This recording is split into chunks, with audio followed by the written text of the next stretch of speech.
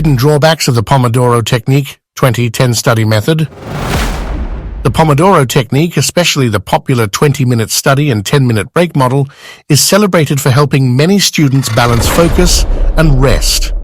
But does it really deliver on its promise of productivity?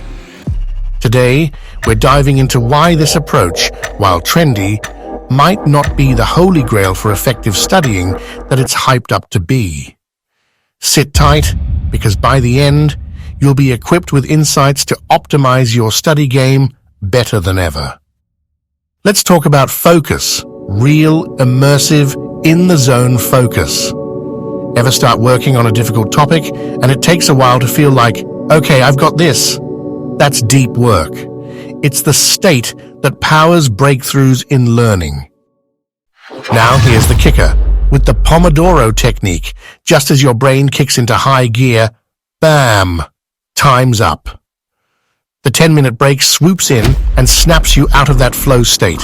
It sounds harmless, but breaking focus leads to wasted effort. Seriously, science shows that regaining deep concentration after interruptions can take 15 minutes or more. Imagine trying to solve a tricky calculus problem only to be tossed out of rhythm over and over. Frustrating, right? Sure, breaks are vital. Nobody's arguing against resting your brain. But with the 20-10 structure, 1/3 of your study time is actually spent on breaks. Multiply this over a 3-hour session and voila, you've spent an hour doing anything but studying. Is that efficient? Not really. And let's be honest, how many of us take a quick 10-minute break and end up doom scrolling on TikTok only to realize it's now been 20 minutes, or is it 30? Instead of motivating you, the frequent pauses can lead to a cycle of wasted time disguised as productivity. You know that cognitive whiplash you feel when switching between tasks? This happens with short study break cycles too. Picture this. You're trying to re-enter study mode after a break. But wait, your group chat just dropped memes, your snack is halfway done, and your playlist is shuffling your favorite bops. Getting your brain back on task isn't effortless. In fact, studies have shown frequent transitions like this take a mental toll. The energy you pour into refocusing could be better spent on consistent, extended bursts of work.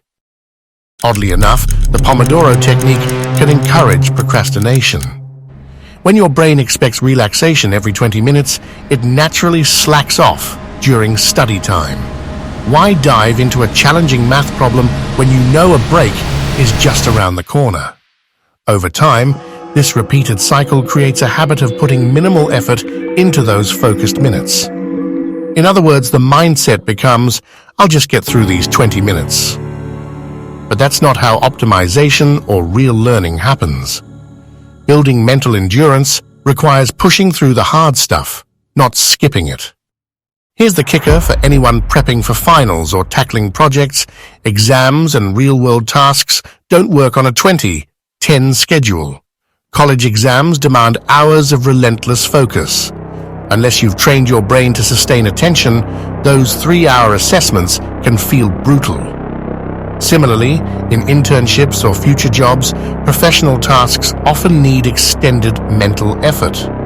If you've conditioned yourself for frequent, quick breaks, you might struggle with prolonged focus, something employers value highly. Every student's brain is different. Some thrive with short study sessions, while others flourish during long, immersive blocks of time. The Pomodoro Technique's rigidity leaves little room for individual learning styles. If you're someone who needs flexibility or extended focus periods to absorb tougher material, this method may hold you back rather than propel you forward.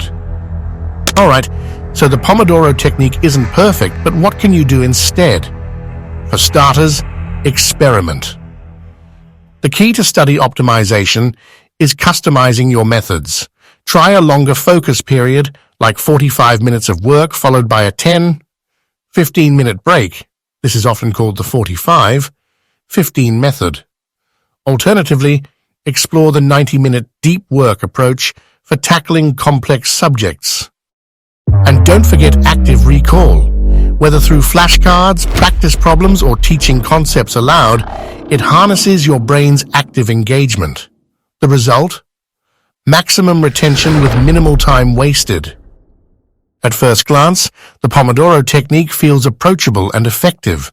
It promises structure, avoids burnout, and promotes balance. But as we've uncovered, the frequent interruptions, diminished efficiency, and lack of adaptability make it a less than ideal study strategy for many college students. That said, don't feel pressured to ditch it entirely. The ideal plan depends on your needs and goals. The true secret to studying success lies in finding what works best for you, whether it's longer focus blocks, prioritizing active recall, or reshaping how you think about productivity. So keep experimenting, and remember, studying smarter beats studying harder every time.